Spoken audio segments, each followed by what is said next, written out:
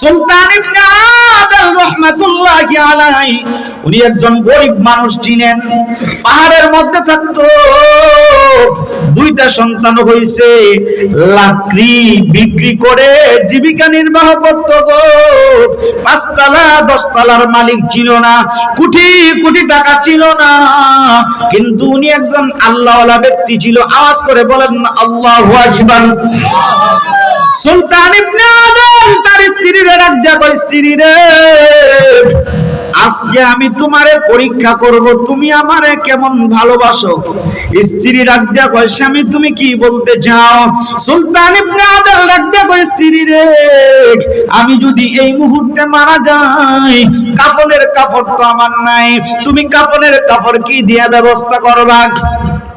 সুলতান ইবনে আদলের স্ত্রী ডাক দিয়া কয়, স্বামী গো, এই মুহূর্তে যদি আপনি মারা যান, আপনার কাফনের কাপড়ের জন্য দোকানে যাইব না, আপনার যে কাপড় আছে, মানে আপনার যে জুব্বা আছে, এই জুব্বা দিয়ে আমি কাফন পরাবো। জুব্বা দিয়ে যদি না হয় গো, আমার 2টা শাড়ি আছে, মানে 2টা কাপড় আছে, আমার একটা কাপড় দিয়া আপনার সুন্দর কইরা কাফন পরাইয়া আমি মাটি দিয়ে দিব। কোন সুবহানাল্লাহ।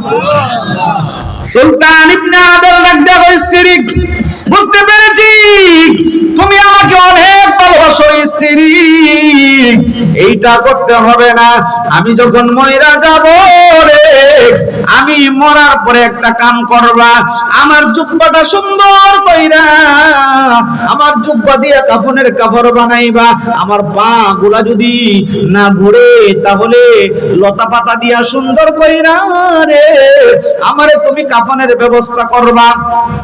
আরেকটা কাজ করবা, আমার একটা সন্তানকে লোকালয়ের মধ্যে পাঠাইবা, লোকালয়ের মধ্যে গিয়া বলবো সুলতান ইবনে আদল মারা গেছে, ইমাম সাহেব যেন মুসল্লিদেরকে লইয়া নামাজ পড়ানোর জন্য আসে।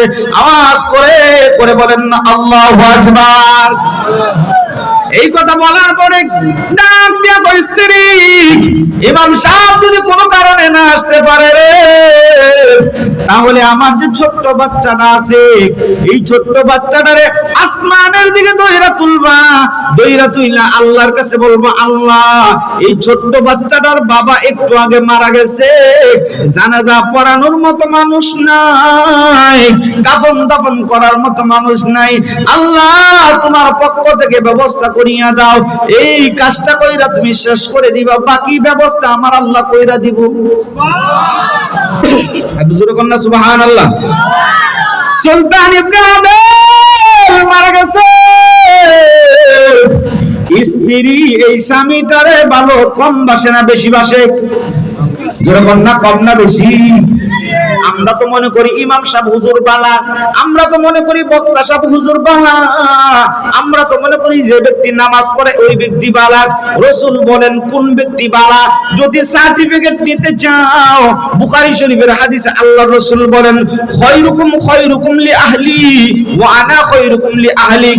রাসূল বলেন তোমাদের মধ্যে তোমাদের পরিবার মানে বউয়ের কাছে যে বেটা বালা, এইটা সবচাইতে বালা। সুবহানাল্লাহ। জোরে বলেন না সুবহানাল্লাহ।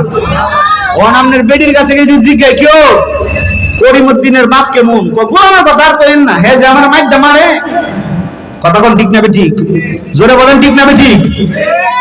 সুলতান ইবনে আদলের স্ত্রী বলে ভালোবাসার বহিঃপ্রকাশ দেখাইছে, সুলতান ইবনে আদল মারা গেছে। এমন সময় গো সুলতান ইবনে আদলের স্ত্রী তার সন্তানটার ইমাম সাহেবের কাছে পাঠাইছে। ইমাম সাহেব ডাক দিয়া কয়, এখন যাওয়া যাইব না, সূর্য ওঠার পরে সকাল হইলে আমি মুসল্লিদেরকে রৌদ্র উঠলে নিয়ে যাব। এই কথা বইলা সুলতান ইবনে আদলের সন্তানটারে পাঠায়া দিছে।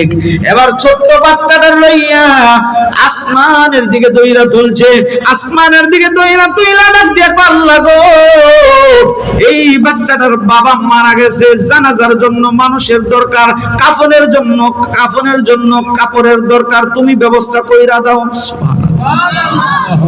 এই কথা বইলা বাচ্চাটার নিচে নামাইছে। ইয়ামান দেশে এই ঘটনা ঘটে। আল্লাহর ওলি জুনাইদ বাগদাদির নাম আপনারা শুনেছেন। এই বাগদাদের জমিনে জুনাইদ বাগদাদি রাহমাতুল্লাহি আলাইহি ঘরের মধ্যে নামাজ পড়তেছিল অথবা অন্য কোনো কাজ করতেছিল। এমন সময় একটা লোক এই জুনাইদ বাগদাদির দরজার মধ্যে নক করে, জুনাইদ দরজা খুলো, দরজা খুলো রে, একটু কথা আছে। জুনাইদ বাগদাদি বলেন আমি দরজা খুললাম, দরজা খুইলা ডাক দিয়ে দেখি নুরানি চেহারার একটা মানুষ আমার সামনে দাঁড়ায় রয়েছে। কোন আল্লাহু আকবার। আমি ডাক দিয়া কইলাম কি আপনি কোথায়, আপনার বাড়ি? লোকটা ডাক দিয়া কয় জুনাইদ আমারে চিনবা না, একটা কাজ করার জন্য আল্লাহ আমারে পাঠাইছে। সুবহানাল্লাহ। কি কাজ? কয় ইয়ামানের জমিনে আল্লাহর একজন বান্দা সুলতান ইবনে আদেল মারা গেছে। আল্লাহ বলছে তোমার মুরিদটিরে লইয়া তার জানাজার নামাজে অংশগ্রহণ করার জন্য। সুবহানাল্লাহ। আর জোরে কন্না সুবহানাল্লাহ। জুনাইদ বাগদাদি আপনি কি বলেন? এখান থেকে প্রায় 2000 কিলোমিটার দূরে হইল ইয়ামান দেশ। বাগদাদ থেকে ইয়ামানের দূরত্ব হাজার হাজার মাইল রে। আমি এই মুহূর্তে কেমনে কইরা যাইব? আল্লাহর কাছে জিজ্ঞাসা কইরা দেখেন না বাইপাস কোন রাস্তা আছে কিনা। সুবহানাল্লাহ। ওই লোকটা ডাক দিয়া কয় জুনাইদ দাঁড়া দাঁড়া একটু দেখি ব্যবস্থা করা যায় কিনা। ওই লোকটা কিছুক্ষণের ভিতরে এক মুষ্টি মাটি লইয়া ডাক দিয়া কয় জুনাইদ রে এই যে এক মুষ্টি মাটি দিলাম, এই এক মুষ্টি মাটি তুই মাটির মধ্যে ফালাইবি, ফালাইয়া এখানে যাই নামাজ বিছাইবি, বিছাইয়া তোর মুরিদটিরে লইয়া এই মাটির উপরে একটা সেজদা দিবি। সেজদা দিতে দেরি হইব 2000 কিলোমিটার মাইল, আল্লাহ 2 সেকেন্ডে পৌঁছাইতে দেরি করব না। একটু জোরে বলতে হবে। জুনাইদ বাগদাদি ডাক দিয়া বুঝলাম মাটির এত পাওয়ার কেন হইছে। মাটিটা আনছো করতে গিয়া। এবার লোকটা ডাক দিয়া জুনাইদ রে এইটা দুনিয়ার অন্য কোনো মাটি না রে, এই মাটিটা হইল সুলতান ইবনে আদেলের লাশটা যেখানে পইরা রইছে। সুলতান ইবনে আদেলের লাশের নিচ থেকে আমার আল্লাহ এক মুষ্টি মাটি আনার জন্য বলছে। সুবহানাল্লাহ। খারাপ লাগতেছে? কি কোন খারাপ লাগতেছে? বাগদাদ থেকে ইয়ামানের দূরত্ব অনেক বেশি। জুনাইদ বাগদাদি মাটি ফালাইছে, তার 12 জন মুরিদ লইয়া সেজদা দিছে। জুনাইদ বাগদাদি ডাক দিয়া কয় মুহূর্তের মধ্যে আমি ইয়ামানের দেশে পৌঁছে গেলাম। আওয়াজ করে বলেন না আল্লাহু আকবার। জুনাইদ বাগদাদি রাহমাতুল্লাহি আলাইহি ডাক দিয়া কয় আমি যখন ইয়ামানের জমিনের মধ্যে বসলাম আমি তাকায় দেখি সুলতান ইবনে আদেলের লাশটা জমিনের মধ্যে পইরা রইছে। আশ্চর্যের বিষয় হইল রে লাশটা দেখতে যেন নূরের চেহারা ঝলমল ঝলমল করতেছে। সুবহানাল্লাহ। আর জোরে কন্না সুবহানাল্লাহ। জুনাইদ বাগদাদি ডাক দিয়া কয় গোসলের ব্যবস্থা করতে হবে, কাফনের ব্যবস্থা করতে হবে। এইবার জুনাইদ বাগদাদি কি করলো, তার মাথার যে পাগড়িটা 12 হাত লম্বা পাগড়িটা খুইলা ডাক দিয়া কয় এইটা দিয়া তার 3টা কাপড়ের ব্যবস্থা করবা, জানাজার নামাজের ব্যবস্থা করবা, কাফনের ব্যবস্থা করবা। মুরিদরা ডাক দিয়া কয় হুজুর আপনি একলা একলা দিবেন, আমরা দিব না, এটা হইতে পারে না, আমাদের পাগড়ি উনেন, এখন কাফনের অবস্থিনি। জুনাইদ বাগদাদি রাহমাতুল্লাহি আলাইহি কি করলেন, কাফন দাফন করাইয়া জুনাইদ বাগদাদি রাহমাতুল্লাহি আলাইহি সুন্দর করে তার 12 জন মুরিদ পিছনে দাঁড়াইছে। ওই সুলতান ইবনে আদেলের বাচ্চাটা 2টা বাচ্চা পিছনে দাঁড়াইছে। এবার সুলতান ইবনে আদেলের লাশটা সামনে রাইখা জুনাইদ বাগদাদি জানাজার নামাজের জন্য দাঁড়ায় গেছে। আওয়াজ করে বলেন না আল্লাহু আকবার। জানাজার নামাজের জন্য আল্লাহ সুবহানাল্লাহ। এখনো আল্লাহু আকবার বলতে পারে নাই, কান পর্যন্ত হাত তুলছে। জুনাইদ বুগদাদি ডাক দিয়া কয়, ওই মুহূর্তে একটা লোক আইসা আমার কাঁধের মধ্যে দইরা ডাক দিয়া কয়, জুনাইদ রে, এই পাগলার জানাজা তুই পড়াইতে পারবি না, এই পাগলার জানাজা পড়ামু আমি। জুনাইদ বুগদাদি ডাক দিয়া কয়, পিছনের দিকে তাকায় দেখি লম্বা দেহের একজন মানুষ। আমি জুনাইদের এই কাঁধের মধ্যে হাত দিছে। এবার ডাক দিয়া কয়, জুনাইদ তারে কাফন দাফন পরাইছনি? জুনাইদ কয়, হ্যাঁ আমি তার কাফনের ব্যবস্থা করছি।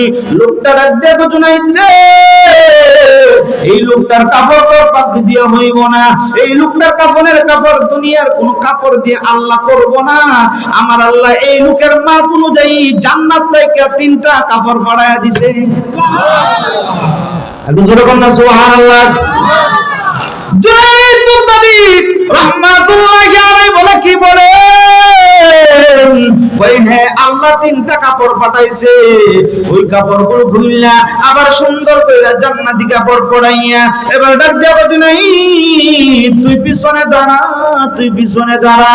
আপনারা বলেন না একদিন আপনার আমার মরতে হবে কি হবে না? যেরকম হবে কি হবে না? একদিন তোমারই নাম মসজিদে হবে এলান, একদিন তোমারই নাম মসজিদে হবে এলান। তৈরি দেখো, তৈরি দেখো, কবরের একদিন তোমারই নাম মসজিদে হবে এলান। আওয়াজ করে বলেন না আল্লাহু আকবার। জুনাইদ বুগদাদি ডাক দিয়া কয়, জগতের মানুষেরা রে, লোকটা 3টা জান্নাতি কাপড় দিছে, শুধু তাই না, লোকটা আমার একটা থলে দিয়ে ডাক দিয়া কয়, জুনাইদ রে, এই থলেটা সুলতান ইবনে আদেলের স্ত্রীর কাছে দিবি। জুনাইদ জিজ্ঞেস করে, থলের মধ্যে কি আছে? ওই লোকটা ডাক দিয়া কয়, এই থলের মধ্যে আমার আল্লাহ 12,000 স্বর্ণ মুদ্রা দিয়া দিছে। আমি যেরকম না সুবহানাল্লাহ। জুনাইদ বুগদাদি ডাক দিয়া কয়, এবার লোকটা জানাজার নামাজ পড়াইলো। আল্লাহু আকবার, সুবহানাল্লাহ। উচ্চ কণ্ঠে লম্বা শ্বাস নিয়া বলন্দ বলিষ্ঠ উচ্চ আওয়াজে 4টা তাকবীর দিয়া রে সালাম ফিরাইয়া জানাজার নামাজ পড়াইছে। এবার লোকটা যখন চইলা যায়, জুনাইদ বুগদাদি রাহমাতুল্লাহি আলাইহি ডাক দিয়া কয়, আপনি আসলেন আমারে জানাজার নামাজের কাছ থেকে সরায় নিলেন, কিচ্ছু কইছি না, এখন আমার কয়েকটা প্রশ্নের উত্তর না দিয়া এইখান থেকে যাইতে পারবেন না। লোকটা ডাক দিয়া কয়, জুনাইদ তুই আমারে চিনিস নি? কয় না, আপনারে চিনি না। ও আমার নাম হইল হযরতে খিজির আলাইহিস সালাতু ওয়াস সালাম। আপনার নাম বুঝি খিজির? আমার তকদীর অনেক ভালো, আপনার সাথে সাক্ষাৎ হয়েছে, বেয়াদবি কইরা থাকলে মাফ কইরা দিয়েন, তবে কয়েকটা প্রশ্নের উত্তর আমারে দিয়া যান। আমার 1 নাম্বার প্রশ্ন হইল, আমরা মানুষ তো মাত্র 12-13 জন মানুষ মিল্লা সুলতান ইবনে আদেলের জানাজার নামাজ পড়লাম, হুজুর আপনি কেন গো এত উচ্চ আওয়াজে বলিষ্ঠ কণ্ঠে তাকবীরগুলো বললেন? সুবহানাল্লাহ। হযরত খিজির ডাক দিয়ে কয়, জুনাইদ এখনো তোর অন্তরের চক্ষু খুলে নাই। এ জুনাইদ তুই দেখতাছস 12-13 জন মিল্লা নামাজ পড়ছি রে, কিন্তু সুলতান ইবনে আদেলের জানাজার নামাজের মধ্যে আমার আল্লাহ রহমতের 12 লক্ষ ফেরেশতা হাজির কইরা দিছে। আমি যেরকম না সুবহানাল্লাহ। এজন্য মানুষ উচ্চ কণ্ঠে উচ্চ আওয়াজে তাকবীর গুলো বলছি। এবার জুনাইদ বাগদাদী রাহমাতুল্লাহি আলাইহি ডাক দিয়া কয়, আপনার কাছে আরেকটা প্রশ্ন, এই সুলতান ইবনে আদেলের এত সম্মান কেন হইল, এত ইজ্জত কেন হইল? জান্নাত থেকে আল্লাহ কাপড় পাঠাইছে, আমার আল্লাহ কুদরতি হাত দিয়ে স্বর্ণ মুদ্রা পাঠাইছে, এত সম্মান, 12 লক্ষ ফেরেশতা হাজির, এই কারণটা জানতে চাই। এবার খিজির আলাইহিস সালাতু ওয়াস সালাম ডাক দিয়া কয়, আমিও জানি, তার স্ত্রীও জানে। সুবহানাল্লাহ, এত জোরে বলেন সুবহানাল্লাহ। এত সম্মান, এত ইজ্জত কেন পাইছে? এর 4টা কারণ। কয়টা কারণ? জোরে কোন কয়টা? বলমুনি কি বলেন? বলবো? সবাই বলেন বলবো না শেষ করে দিব? শেষ করে দিতাম।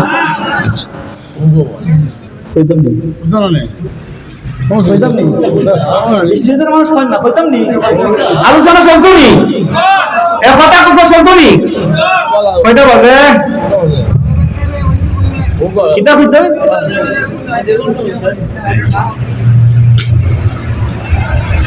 আচ্ছা, এই যে আমি ঘটনাটা বললাম, আপনারা বলেন আল্লাহর দ্বারা কি সম্ভব কি সম্ভব না?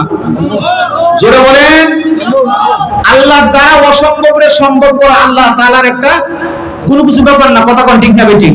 কেন জানেন? কাদেরে কোন রতুডারি বরকামাল আনতা হাসবি আনতা রবি জুন জালাল তুহি কদর জলিলুল্লাহ জাহাদাত বহর হালে তুহি মেরা নিগাহদার। আওয়াজ করে করে বলেন না আল্লাহু আকবার। আমার বড় বন্ধুরা, আল্লাহ রাব্বুল আলামিনের দ্বারা সব সম্ভব। এই সুলতান ইবনে আদেলের জানাজার মধ্যে 12 লক্ষ ফেরেশতা হাজির হইছে, আমার আল্লাহ জান্নাত থেকে কাপড় পাঠাইছে, একটাই মাত্র কারণ, এই সুলতান ইবনে আদেল ভয় করত কারে? জোরে কোন। আমার আয়াত তেলাওয়াত করছে, আল্লাহ বলেন আমারে ভয় করো। আল্লাহরে যদি ভয় করতাম তাহলে কি নামাজ ছাড়তে পারতাম নি? কথা কয় না? আল্লাহরে ভয় করলে সুদের খাতায় নাম লেখাইতে পারতাম নি। তাহলে আমরা মুখে বলি আল্লাহরে ভয় করি, প্রকৃতপক্ষে আল্লাহরে আমরা ভয় করি। যেরকম